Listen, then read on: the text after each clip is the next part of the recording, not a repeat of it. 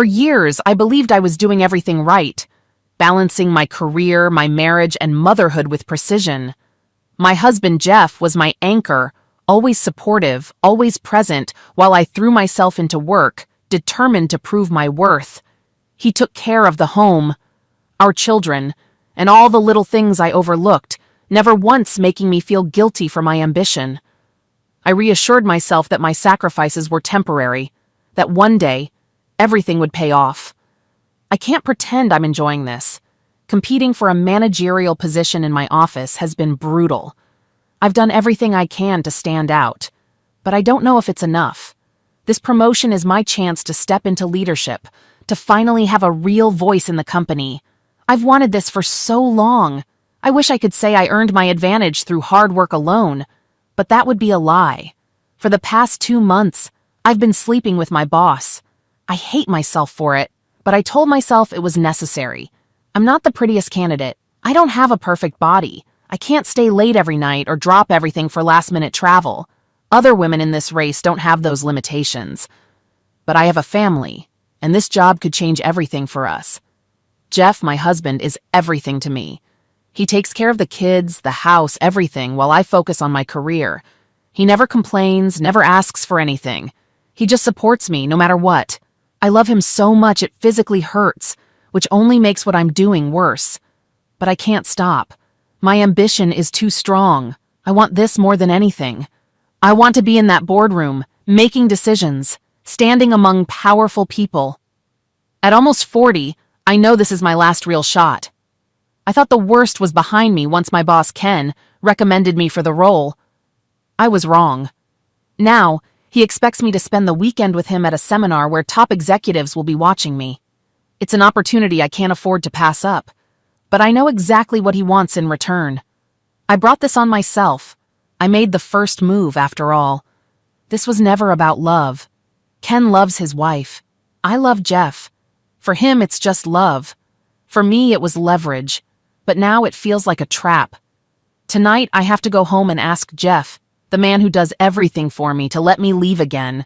He deserves so much better than this. When I pull into the driveway, he's outside washing his car, the way he always does in the summer. He greets me with a smile, takes my briefcase, kisses me like I'm the only woman in the world. His touch is warm, familiar. Our kids are playing in the yard, laughing, too caught up in their fun to notice I'm home.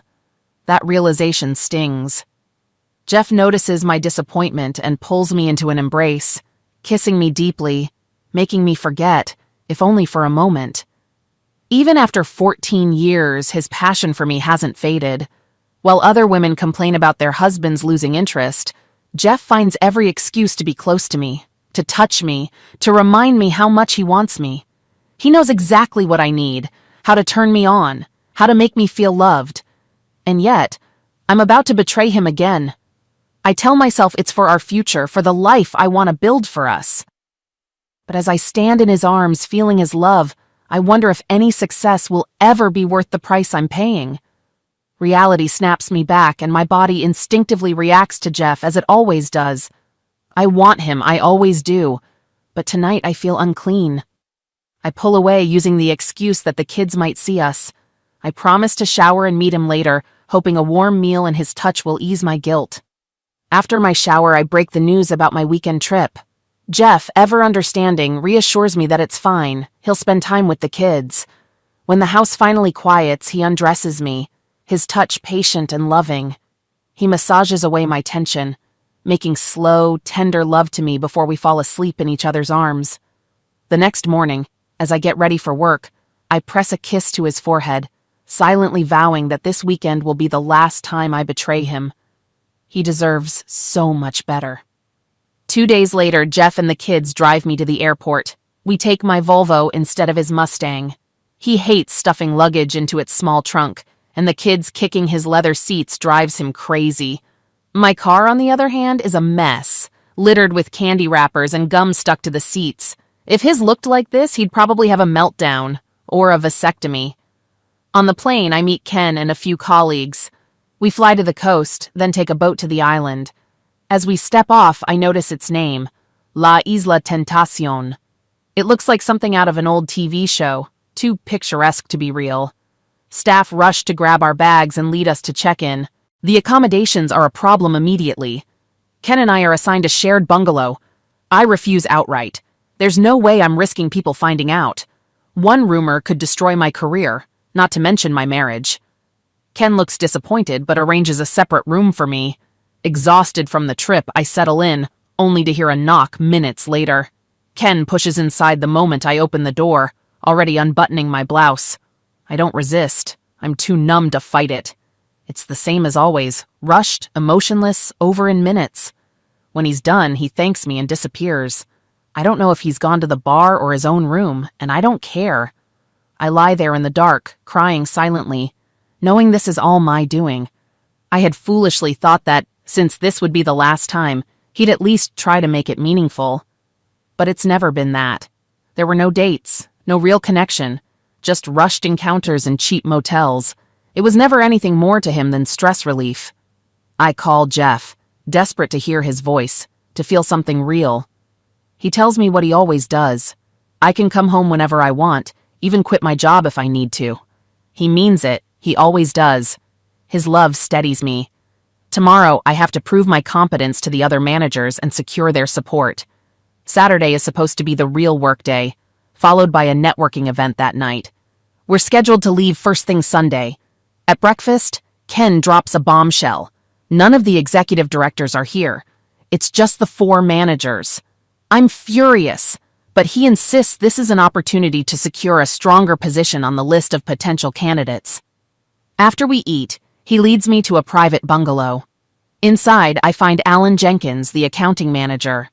I know Al from work, short, overweight, with thick glasses and slicked back hair. He watches me closely, his gaze making me uncomfortable. Ken and Al exchange pleasantries before Ken turns to me. He reminds me that with George Willis retiring soon, competition is fierce. Everyone is fighting for a shot at the open manager position, offering favors, doing whatever they can to get ahead.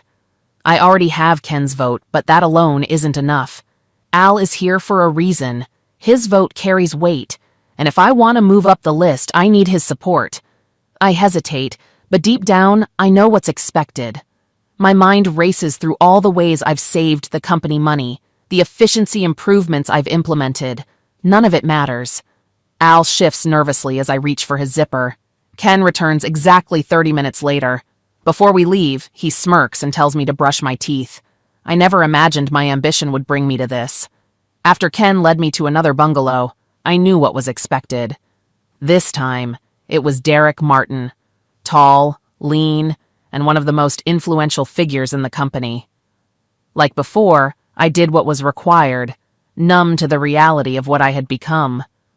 When it was over, Ken returned, wordless, and took me back to my room. I barely had time to shower before he was at my door again. He wasn't finished. I argued that I had already secured 3 out of 4 votes, but he reminded me that George, the outgoing manager, was the most crucial. Without his guidance in the final weeks, I'd struggle to step into his role. George was nearly 80. Even after taking something to help, nothing really happened. I spent almost 90 minutes in that room, trying to make it work. By dinner, I sat alone, sick with self-loathing. The weight of my choices crushed me. I once dreamed of being a powerful woman, a leader. The world preached success at any cost. Just do it, never give up. But no one warned about what those costs might be. I had stepped into a competition I couldn't win on paper. My degrees weren't as prestigious, my experience not as specialized. The only thing I had proven was how much of my soul I was willing to sacrifice. I thought I was making a smart move, a necessary compromise.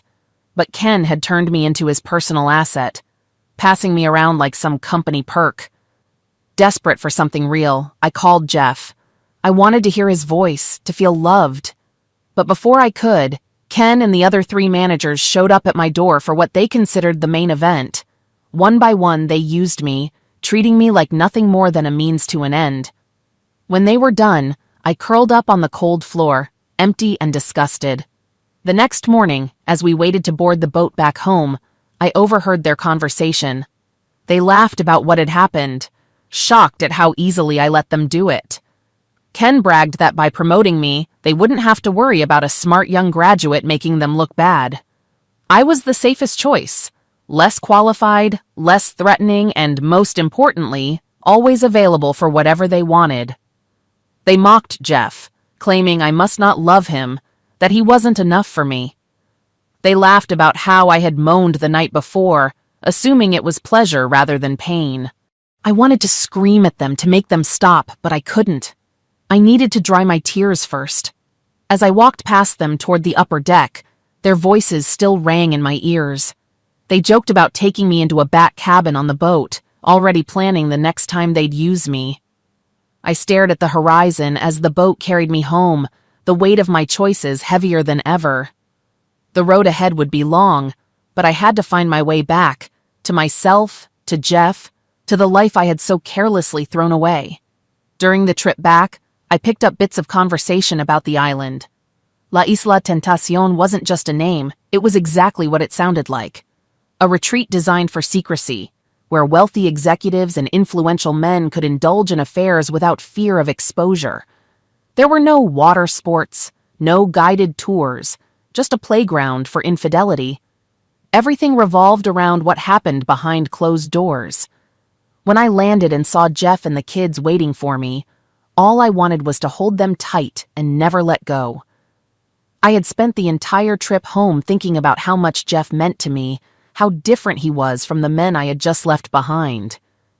He had never had to beg for my affection. He never questioned whether I wanted him because I always did. I loved satisfying him, sometimes for hours, simply because it brought us both joy. We had even gone through phases where I indulged his every desire. But the difference was, Jeff had always cared about my pleasure, too. Maybe that was the real issue. Maybe it wasn't that those men's wives didn't enjoy closeness. Maybe they just didn't enjoy it with them. I certainly hadn't. And now, after nearly 18 hours of travel, all I wanted was to be in my own home, sink into a hot bath, and let Jeff take care of me like he always did, with love, patience, and tenderness. But I wasn't done yet. As soon as my promotion was confirmed, everything would change. This manager position was just a stepping stone. Once I climbed higher, once I had power, I would make sure every one of those men paid for what they had done to me. The same younger, ambitious employees they feared, I would replace them all. I just needed to make it through the next few days. By midweek, the job would be mine. If that meant enduring a few final humiliations to secure their loyalty, so be it. But the moment I had that title, no man, except my husband, would ever touch me again. That morning, I had just settled in at work, focused on depreciation calculations, when the phone rang. Distracted, I answered absently, only half paying attention. The woman on the line introduced herself as Claire Higgins, saying she needed to discuss a personal matter. Her formal tone made me pause and sit up straighter. My mind quickly ran through possibilities. Had I done something wrong? She asked if I knew Patty Daniels, and while the name was familiar, I didn't immediately place it. She reminded me that Patty was Ken Daniels' wife, Ken, who worked with Lisa. That jogged my memory. We had met a few times at group dinners, but I barely knew her. Claire insisted we meet in person. I was reluctant. Work was busy, and I had just taken time off to drop Lisa at the airport. But she was persistent. She assured me that once I heard what she had to say, I wouldn't feel like working for the rest of the day. Something in her voice made me uneasy, so I agreed to meet her at noon. By 11:45, I was speeding down the freeway in my Mustang, weaving through sluggish traffic. I hated lunchtime congestion, filled with indecisive drivers and elderly folks creeping along in the fast lane. The address led me to an upscale office building on a busy street. I checked in at the front desk and followed directions to the 5th floor, where I found myself standing before a set of glass doors labeled Customer Services, a vague name that could mean anything. Inside, a receptionist greeted me, though her attention seemed more focused on showing off her exaggerated curves. Tall, overly tanned, and with features so artificially enhanced that they seemed almost cartoonish, she embodied an extreme version of every so-called desirable trait. Yet somehow, the sum of it all was less appealing. She escorted me to an office where 2 women were waiting. One of them, Patty Daniels, was crying. Her striking green eyes and thick brown hair made her instantly recognizable. She wasn't petite, but she had a curvy hourglass figure that most men would find attractive. The other woman, Claire Higgins, was the one who had called me. She got straight to the point. She assured me I wasn't obligated to stay and that she wasn't here to ask for money or ruin my life. Patty had already paid for her services, and whatever information she was about to share, it was mine to use as I saw fit. I had no idea what was coming, but the tension in the room told me it wasn't good. Ken and I were nothing alike. I was a devoted husband and father, while Ken had a history of cheating. Patty had caught him before and warned him that one more time would be the end of their marriage. Claire then mentioned their office secretary. Ken had tried to sleep with her the first time he was brought here. I barely noticed her, but Ken had wasted no time making a move. Then Claire turned on the TV. At first, it was just an empty office, but as she fast-forwarded, Ken appeared on the screen. He worked at his desk for a while until a woman entered, spoke briefly, locked the door, and then knelt in front of him. Patty began crying again. My stomach twisted as I watched, not because Ken was cheating, that wasn't surprising, but because of who was with him. Lisa. There was no mistaking it. Even if the camera hadn't caught her face, I recognized her body, her dress, everything. Shock paralyzed me. 1,000 thoughts and emotions flooded my mind. Why?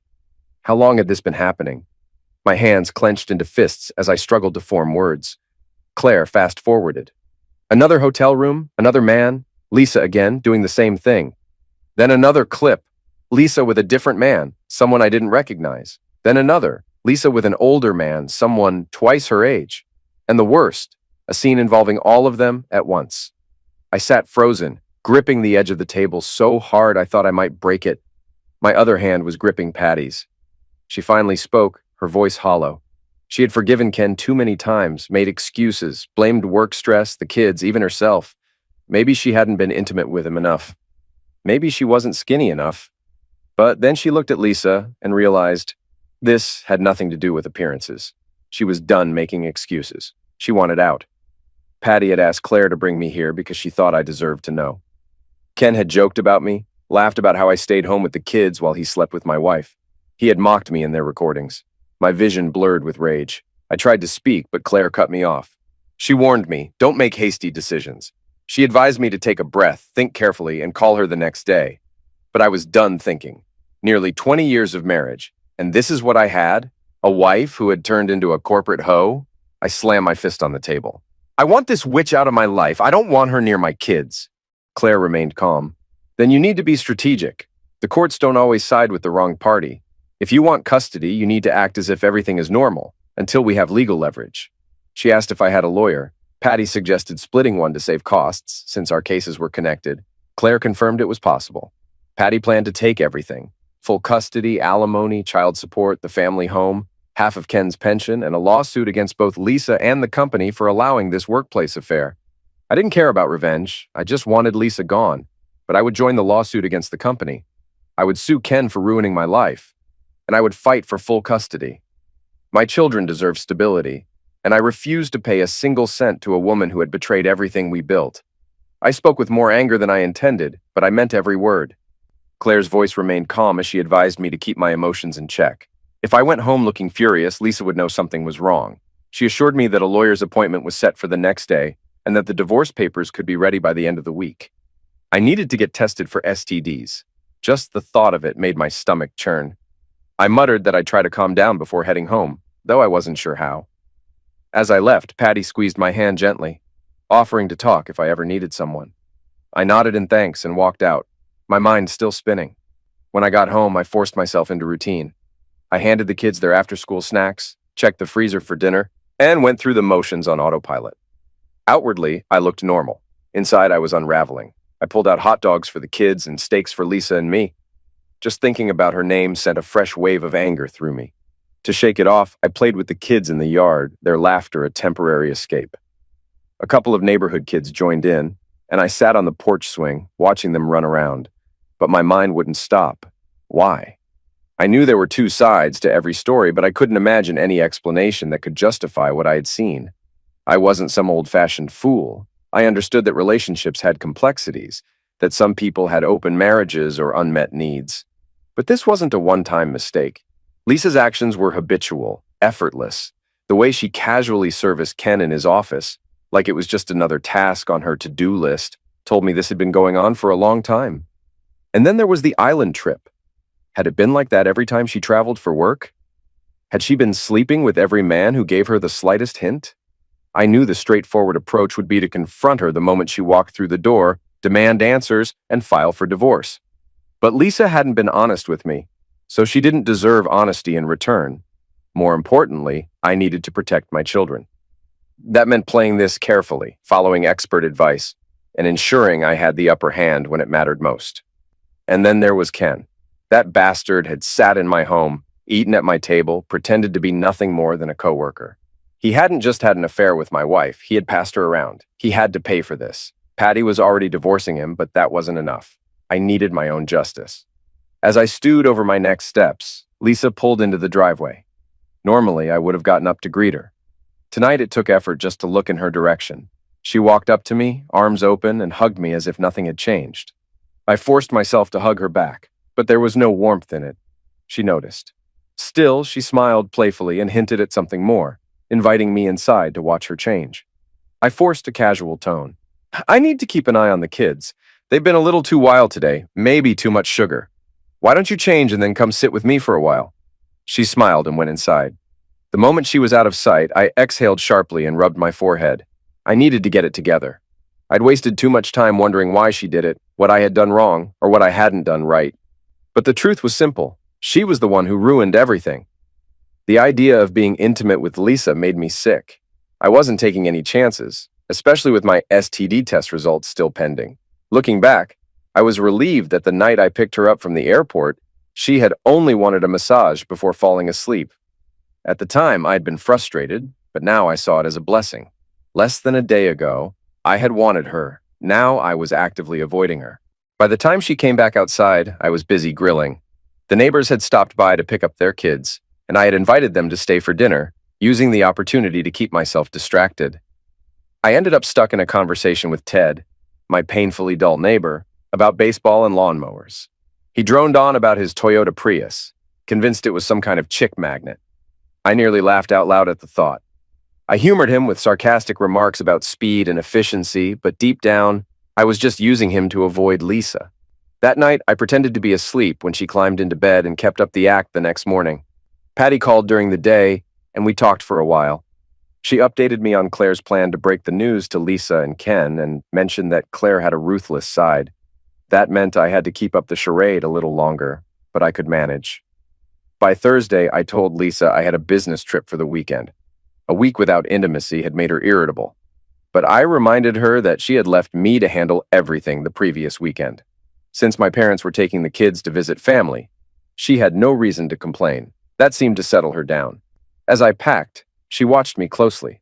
My bag contained running gear, sunglasses, and swim trunks, things that didn't exactly scream business. Suspicious, she asked where I was going. I casually pulled out the brochure Claire had given me. The moment she read the name La Isla Tentacion, all the color drained from her face. This weekend was supposed to be a turning point. By Monday, my company would announce me as the new manager after George's retirement. I had managed to keep my distance from Ken, only sleeping with him once in the past week. He wasn't happy about it, but that was his problem. This arrangement was over. What unsettled me more was Jeff's behavior. He had been avoiding me since I got back from the resort. He wasn't just uninterested in love, he barely wanted to be around me. This was unheard of. In all our years together, Jeff had never once pulled away like this. A horrible thought crept in. Was he cheating? The idea filled me with rage, but maybe I was just projecting my own guilt. Jeff wasn't the type to have an affair. But then again, neither was I. And yet that's exactly what I had been doing. I had convinced myself I was putting family first, but in reality, I had sacrificed everything for this job. I needed to fix it. The problem was, how? I couldn't tell Jeff not to go to the island without revealing what it really was. But did he even know? His suitcase full of sports gear made me think someone had set up this trip without telling everyone the real purpose. If he figured it out, would he be tempted? I had neglected him for months. Could I really blame him if he found comfort elsewhere? Jeff was still handsome, successful, desirable. There were plenty of divorced or single women at his office who would happily take my place, even if just for a night. I couldn't let that happen. I needed to remind him what he had, show him that no other woman could give him what I could. But that plan failed spectacularly. That night, when I reached for him, he barely reacted. Instead of pulling me close, he kissed my forehead like I was some damn pet and turned away.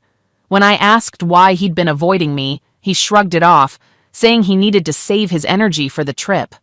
Furious, I barely slept. My dreams tormented me. Visions of Jeff with some young, gorgeous engineer who had never given birth, her perfect body pressed against his. Worse, I imagined him coming home and looking at me the way he had all week. That expression said everything. I love my old Mustang. But those new models sure are tempting. Maybe it's time for an upgrade. When I woke up, still burning with anger, I smacked him on the head before storming off to work. At the office, Ken's mood was different. The usual smirk was gone, replaced with irritation. I had planned to offer him one final time before the announcement on Monday, but when I approached, he barely looked at me. Instead, he dismissed me outright. He wasn't in the mood. I had heard that phrase far too often lately. Something was wrong. Ken muttered about Patty acting strange, saying she suddenly insisted he take the kids to her parents for the weekend. She claimed she had a business trip. That hit me like a warning bell. I tried to play it off, suggesting maybe she was trying to get back at him, make him understand what it felt like to handle everything alone. Ken looked at me like I was an idiot. Patty didn't have a job. How could she be going on a business trip? His voice shook as he revealed where she was going. La Isla Tentacion. The realization hit me like a slap. Ken broke down, finally admitting the truth. Their marriage was a facade. They had stayed together for the kids. He had cheated multiple times, and the last time, Patty had sworn that if he did it again, she would destroy him financially. She even painted the picture. He'd be living under a bridge, eating canned tuna for the rest of his life. Ken hated tuna. That's when it all clicked. I remembered how Jeff had looked at Patty during our double dates. She was younger than me, curvier, still stunning even after 2 kids. Ken always complained that Patty wasn't interested in closeness, but now I understood. It wasn't because she had lost interest in intimacy. She had lost interest in him. Panic surged through me. This wasn't a coincidence. Jeff was leaving this weekend too, and he was going to the same island. We exchanged a look, both of us struck by the same realization. Patty had left at 7 a.m., Jeff was leaving at 9. I had 2 hours. Without another word, I grabbed my purse and ran. The elevator was broken, forcing me to sprint down 7 flights of stairs. My legs burned, my chest ached, but I couldn't stop. Bursting out of the building, I jumped into my Volvo and sped toward the airport. I had to get there before it was too late. Nothing about this day was going right. My car, which had never failed me in 10 years, refused to start. There was no time to deal with it, so I left it in the parking lot and jumped into a taxi, urging the driver to get me to the airport as fast as possible. The moment I stepped into the terminal, I broke into a sprint, weaving through the crowds, dodging slow walkers, and narrowly avoiding suitcases in my path. Just as I reached the departure area, an elderly man bent down to tie his shoe. There was no time to stop. My only choice was to leap over him. I miscalculated. My foot clipped his shoulder, throwing me off balance. The last thing I saw was the ground rushing up to meet me before everything went black. When I came to, I was in a small, brightly lit medical room, my jaw aching and my chin throbbing. The impact had caused my teeth to snap together, breaking a couple in the process. A deep bruise spread across my chin, and a small cut had required stitches. As I adjusted my skirt, a security guard walked in, eyeing me with a mix of confusion and amusement. Apparently, I had been searched while unconscious, and to make things worse, the old man I had tripped over was suing me for $1 million. He wasn't even hurt. Before I could process the absurdity of the situation, I was taken to another room for a psychiatric evaluation. The woman questioning me didn't seem impressed when I admitted that my decision to jump over a grown man had been inspired by childhood memories of old O.J. Simpson commercials. The conversation spiraled fast, with her implying I had murderous tendencies and was chasing after my husband with intent to liquidate. Frustrated, I left, only to be handed a stack of paperwork, including a subpoena and a bill for the psychiatric exam. With no time to dwell on it, I rushed to the ticket counter. The next flight left in 15 minutes, but the cost was outrageous. I had no choice but to pay. Pain throbbed in my jaw throughout the flight, and by the time I landed, Jeff's plane had already taken off. I still had to wait for the ferry, which only ran every 2 hours. To make matters worse, I wasn't on the guest list, so I had to pay extra just to board. When I finally arrived on the island, I scanned the crowd, desperate to spot Jeff before it was too late. But he was nowhere in sight. Just as frustration hit its peak, I heard his laugh. It sent a jolt through me. It had been so long since I had heard him laugh like that. I turned and saw him. He wasn't with Patty. He was with someone else, a tall blonde, stunning, effortlessly beautiful. She leaned in close, hanging onto every word, her fingers grazing his arm as she laughed. Minutes later, they got up and left. But instead of heading toward the main hotel, they walked toward the bungalows. My stomach twisted. The bungalows were private, secluded. No one cared what happened there. I followed them, moving through the trees and bushes, rage building with every step. Then, as if things couldn't get worse, a second blonde, even younger, knocked on the door and was led inside. That's when I saw Jeff's luggage. The first woman had a keycard. They were sharing a room. A million thoughts raced through my head, none of them rational. I didn't hesitate. I ran straight to the door and pounded on it. Laughter spilled from inside, growing louder as I grabbed the knob and twisted. It wasn't locked. I threw the door open, ready to catch him in the act. But instead of finding Jeff tangled in bed with two blondes, I saw a conference table. Jeff sat there, deep in discussion with the two women and another man. I had crashed into a business meeting. Jeff sat across from a woman he had lunch with, while another young blonde woman chewed gum nearby. A middle-aged woman with brown hair sat beside him. When Jeff looked up at me, his face was filled with sadness, and I immediately felt a pang in my chest. My mind raced. I had made a mistake. They were all fully dressed, papers scattered on the table. Jeff's voice was choked as he greeted me, but I could sense something was off. I asked him what was going on, but he only said they were preparing papers for me, which made no sense at all. The blonde woman stood up and called my name, confirming it was me before handing me a stack of papers. She casually remarked that I had been served, and that it had been the easiest job she'd ever done, leaving without any more words. I stood frozen, staring at the divorce papers. At first, it felt like a bad joke, but seeing the serious expressions on Jeff and the blonde's faces, I realized it was real. I tried to explain that I didn't want a divorce, but Jeff seemed resolute, admitting he had neglected both me and the kids. The woman beside him pressed for details, and I fumbled through an explanation, trying to justify my absence with work, but nothing I said seemed to make sense. I tried to lighten the mood, mentioning how hard it was to balance a career and family, but no one was laughing. The woman was blunt, asking what exactly I did while Jeff managed everything for the children. I stumbled over my words, explaining that I was their mother, but that wasn't enough. The woman, after listening, declared she'd grant Jeff temporary custody and left, leaving me with the papers and an overwhelming sense of dread. I tried apologizing to Jeff, insisting I had made mistakes, but that divorce wasn't the answer. But he was clear. It wasn't about neglecting the kids, it was about my affair. He played a video, one that made me sick to my stomach. I begged for an explanation, but the woman advised me to get legal counsel before speaking further. She informed me that Jeff's divorce proposal was only valid for a few days, after which he would file on grounds of adultery, and the evidence would ruin my career. Jeff was clear that he made more than enough money for me to never work again, but everything I'd done, he said, had been for myself. I couldn't deny it. I pleaded for one more chance, asking if leaving my job would make things right. But Jeff, cold and distant, wasn't interested in talking until I hired a lawyer. As he and the blonde woman gathered the papers and headed to the dock, I ran after them, begging for a second chance, even suggesting a weekend alone to work things out. But Jeff was done. He needed to go home to his kids and start rebuilding his life. I tried to reason with him, but it was clear he was no longer listening.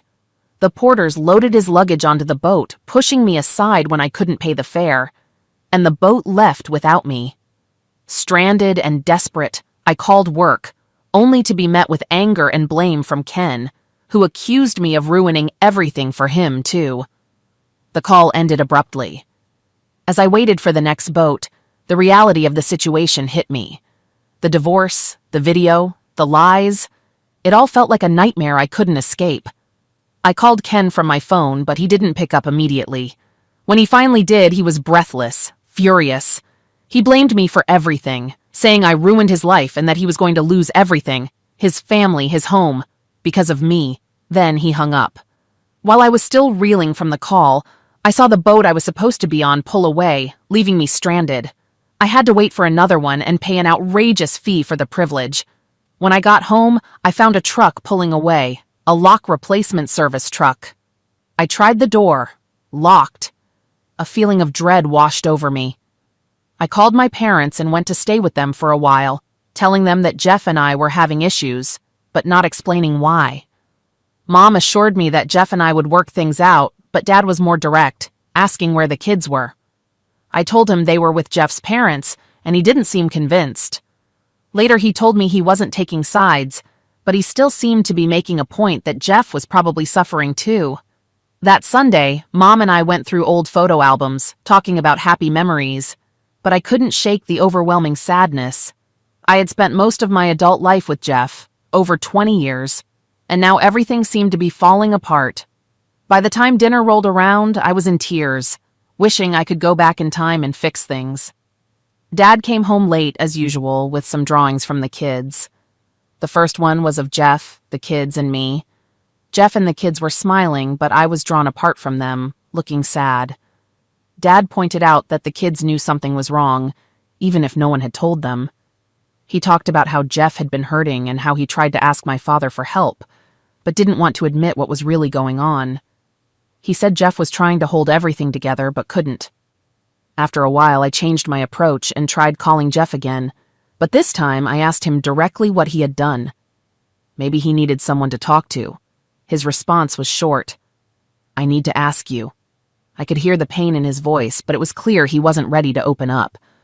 Mom's patience was wearing thin, but Dad remained firm, telling me that I needed to fix things. He said it didn't matter what had happened. I needed to apologize and go home. He even suggested I quit my job. He said Jeff was exhausted from trying to do it all on his own, and I had to come back and be there for him and the kids. I didn't have a response to that, so I just started crying. It felt like I was losing everything. My family, my marriage, and I didn't know how to fix it. Mom gave Dad a quick look before leading me to my room, while Dad just rolled his eyes and sat down in front of the TV. I spent the night tossing and turning, my mind overwhelmed by nightmares. The next day, the one that was supposed to be my big moment, felt like a hollow victory. Jeff wasn't there to share it with me, and somehow, everything seemed empty. I arrived at work the following morning ready to get started. However, when I tried to clock in, the system rejected my time card. After multiple failed attempts, I remembered that I no longer had to swipe in since I had been promoted to manager. I smiled to myself, thinking I was ready to take on the day. But when I got to my desk, I noticed that Ken's office was still dark. I tried logging into my computer, but my credentials were also denied. Confused, I realized I was supposed to be working with George until I took over his position. I made my way to his office where the light was on, but George was nowhere to be found. Just as I was about to leave, a young man I had seen around the office but didn't know walked in and dropped a large stack of paperwork on the desk. At first, I thought George had left a huge mess for me to clean up, but the guy casually mentioned that George didn't handle any of that work. In fact, he had been fired, not retired. The realization hit me hard. George had left me in a tough spot, and now I had to figure things out on my own. What was worse, this new guy seemed to think he was going to take over my job. As I stood there trying to process what had just happened, I felt someone tap me on the shoulder. It was Eunice Parker, our HR manager, asking me to come with her. She seemed to sense my distress and reassured me as we walked out of the office. Once outside, she apologized, admitting that she had planned to handle things earlier, but had been dealing with personal issues at home. Her husband had been abusive the night before, which explained her late arrival to work. Though I felt sympathy for her, it did little to ease my own spiraling thoughts. When we reached her office, Eunice quickly sorted through papers and handed me a file with my full work history. She told me to head up to the boardroom where the team was waiting for me. As I knocked and entered, I was greeted by 7 serious faces, none of them welcoming. Even the lone woman at the table looked grim. It was clear they needed someone who could bring energy and fresh ideas, but their worn-out expressions made it obvious they were hardly the right people to guide me. I tried to muster a smile, hoping to convey my enthusiasm, but before I could say anything, one of the men sharply called me a derogatory name. The woman next to him didn't mince words either, immediately questioning whether I could stop being so oblivious long enough to discuss the matter at hand. The hostility was palpable. She then began explaining the reason for my dismissal, and everything went black. When I regained consciousness, I was drenched in cold water. For a moment, I thought I had been attacked, but I realized one of the men had thrown the water from a vase on the table. Apparently, it had contained some pungent flower nutrients. In a daze, I demanded to know if I had been fired, and the response came quickly. Yes, I was terminated. Worse, the company was considering suing me for the damage my actions had caused to their reputation. They explained that my personal issues, including the affair with Jeff, had severely affected their image and could lead to a public scandal. The men went on to say they'd considered legal action to recover their expenses, but decided it was easier to simply fire me in disgrace. I wouldn't receive severance, recommendations, or any positive references. In fact, they advised me to never mention working for them again. They legally couldn't trash me publicly, but behind the scenes, they would make sure everyone knew the details. As I turned to leave, I overheard one of them asking if anyone had once again peed in the flower vase. My head was spinning, and I couldn't make sense of the chaos unfolding around me. 2 security guards escorted me out, and I requested to collect my personal belongings. They told me my things had already been packed, and my box of personal effects was waiting for me. As the elevator doors opened, I came face to face with Patty, who was just exiting. I opened my mouth to apologize, but before I could get a word out, she slapped me so hard that I saw stars. A blonde woman from the island appeared and began escorting Patty away. She turned to me with an apologetic expression, explaining that Patty had been under a lot of stress and was also planning to sue the company, separately from Jeff. It seemed like everything was falling apart. I entered the elevator, the weight of everything pressing on me. The ride down to the first floor felt endless, and when the doors opened, another security guard joined us, handing me a large box filled with office supplies and my personal belongings. On top of the pile was a photo of me from my first day at work, now defaced with crude drawings, small withered bosoms and a mustache, and the word witch scrawled across the photo in big, bold letters. The box was filled with random office supplies that didn't belong to me, including paper clips, pens, and other items I had never owned. I pointed this out to the guard, who just laughed and shrugged it off. "No one wants any of this stuff anymore. It's all yours now," he said dismissively. When the elevator doors opened, the guards looked at me with cold expressions. One of them muttered, "See you later," and I walked out into the parking garage. As I stepped away from the elevator, someone slammed into me, knocking me to the ground. The box I was carrying spilled open, and the man on top of me started hitting me. Security quickly pulled him off, and I realized it was Al. Just days ago, he'd been with me on the island. Now he was trying to hurt me. "You and your pimp ruined my life," he yelled. "I lost my damn job, and now my wife's divorcing me." He kept trying to hit me, even as the guards restrained him, laughing at the situation. "Better get out of here, lady," one of them sneered. "I can't believe what she got from you, damn Uox," the other guard chuckled. I left the mess behind, walking to my car, and as I approached, I saw a familiar face standing next to it. The tall blonde woman, still chewing gum, eyed me with amusement before smiling. "This is my first," she said. "Never served the same person with a subpoena twice in 3 days. Here you go." Confused, I took the papers from her and asked, "Wait, is Jeff changing our divorce agreement? He said I have a week to decide and I don't even have a lawyer yet." She shook her head. "No, it's something else." She smiled sweetly. "Good luck, though. Have a nice day. I hate to do this, but you've been served." She walked away, swinging her hips as she caught the attention of a few men nearby. I looked down at the papers in my hand and couldn't believe my eyes. Ken had sued me for inappropriate conduct. I sat in my car and immediately dialed his number. When he picked up, he told me, "I shouldn't talk to you," before hanging up. Furious, I tried to get answers. "Why the hell did you sue me?" I demanded. "You started it," he whined. "I can't control myself. I'm like Tiger Woods. I'm a love-obsessed. I tried to stop and be a faithful husband, but you made me start over by satisfying me. You're a threat." He hung up, leaving me more confused than ever. I called Jeff's office next, only to learn he had taken a week off to handle personal matters.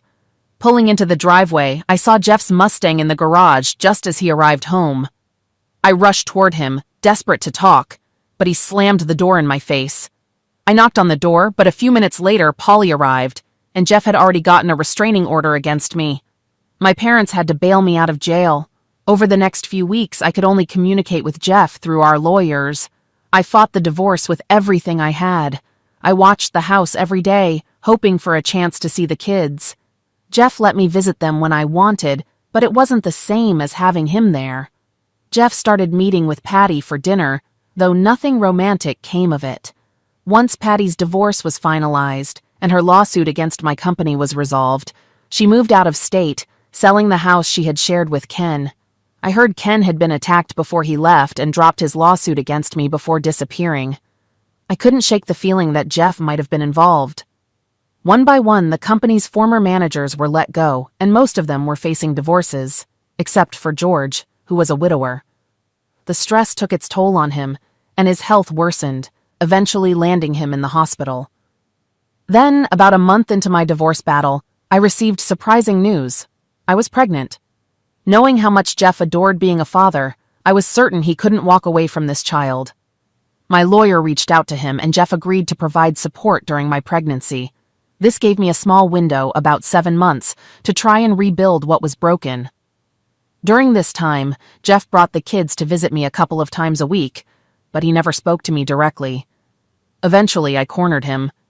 "Jeff, I know you hate me, but we need to talk. I don't want our kids to grow up apart," I said, my voice trembling. "I don't want that either," he replied, "so I'll seek custody of this child too." His words stunned me, but what he said next was even worse. "If it's mine," he added. I broke down and ran away, unable to contain my tears. As the weeks passed, my pregnancy became increasingly complicated, and I was hospitalized. Doctors ran genetic tests on the baby, but there were no abnormalities. However, when the results came back, they revealed that Jeff wasn't the father. He'd managed to get DNA samples from Patty's children, but it wasn't a match. Al was also ruled out, and since the baby didn't have any African American genes, only one person was left to test. It was George. And he had died the day after he was confirmed as the father. That was the final blow. Jeff proceeded with the divorce. In the end, he received full physical custody of the kids. He kept the house until the children were grown, at which point we'd sell it and split the proceeds. We divided everything else evenly. We each kept our pension funds, though mine was practically empty, which didn't seem fair to me. As the months passed and my baby grew, Jeff kept visiting until the day of his birth. He didn't come into the delivery room or do the things he had done when we had our children together, but I didn't hold that against him. I had made the choice to place the child for adoption. I wanted him to have a better life with parents who could give him the love I couldn't. I didn't want him to grow up seeing me every day as a reminder of my biggest mistake. Finding a job proved to be difficult. 6 months after the birth, I was working as a waitress, scraping by. Then my mom's friend called with a possible job. She needed a housekeeper for one of her clients. The pay wasn't great, just a few $100s a week, but it was a live-in position, so I could save a lot of it. Since I didn't enjoy waiting tables, I decided to go for an interview, hoping that it would be a stepping stone to something better. When my mom's friend drove me to the house, my heart was racing. I knew this neighborhood well. Hell, I knew this house. As the door opened, Jeff greeted me with a handshake and led me into the kitchen. We discussed the terms, and we both agreed on something that worked for both of us. He would have someone take care of the house and children while he worked, and I would have the chance to be close to my kids as they grew up. I hinted early on that if Jeff was willing to communicate, I'd be open to providing additional services. About a month later, I showed up at his room in a robe, pretending I had forgotten myself from years of habit. Jeff smiled, but his eyes told me he wanted me. I ended up in bed with him that night, and I pulled him close, trying to kiss him. "I love you, Jeff," I whispered, my voice full of longing. But when he heard me, he stopped and pulled away, his face full of regret. "I'm so sorry, Lisa," he said. "This should never have happened." It never happened again. It took me days to process it. I knew it was my fault. I had walked into his room without clothes, and he hadn't been with anyone since we were last together. He was weak. He had tried to move on, and I only complicated things. Eventually, we found a new, more comfortable friendship. Soon after, Jeff started dating again. The first woman was strict with me, and I didn't like her at all. Fortunately, their relationship was short-lived. The next one lasted longer, and we actually became friends. I think it was because of me that she ended things. The situation was just too strange for her. Diana was probably the third or fourth woman Jeff dated, and from the moment she stepped into the house, I knew it was her. She was beautiful, confident, and had an energy that matched Jeff's. I could already picture them together, doing things that I could no longer do. She glowed whenever he was around, and I could tell it was only a matter of time before I became the third wheel. I started talking to my parents about moving back home. I didn't want to stick around and make things awkward for everyone, especially the kids. Diana came to see me one day while Jeff was at work. "We need to talk," she said. I nodded. "Don't worry, I'm probably moving out next weekend." But she looked at me with sincerity. "That's not what I wanted to talk about. Why would you leave?" "I love your kids, but I'm not their mother. I can't even boil water. Jeff loves me and he'll never cheat on me, but he loves you too. I know what you did, and I know you love him. You hurt him, Lisa, but he still wants you around." I tried to interrupt, but she stopped me. "I grew up in a place where polygamy was common," she continued. "No, we're not doing that. But I think there's enough love here for all of us." And so, we made it work. The three of us lived together for several years, and though we never considered a threesome, Diana and I became close friends. Jeff and Diana made me feel like part of the family. 5 years later, I met someone else. He was older, and he wasn't Jeff, but I had moved on. Jeff and Diana were at our wedding, and I saw my children often. I will always love Jeff, and I'm grateful for his forgiveness. Even though he never said the words, his actions spoke volumes about his capacity to forgive. A lesser man might have tried to hurt me or kept me away from my kids forever. A man with less character might have kept me around, using me for closeness, trying to humiliate me for my past mistakes. But Jeff was different. It took someone special with a huge heart to resist that temptation and offer me a chance at friendship. Diana and I became really good friends. We may have been different in many ways, but we each needed the other. I relied on her to help care for my kids, since I couldn't be there full time, and she looked to me as a reminder of the importance of balancing ambition with family. She learned from my mistakes, understanding that there are things in life you just can't sacrifice, like your marriage and your family. Looking back, I still can't believe I threw away the man I loved and the family I had, all for a job that didn't even last. Every time I catch Diana gazing at Jeff, she knows exactly what she stands to lose if she makes a mistake, and she hugs him a little tighter each time,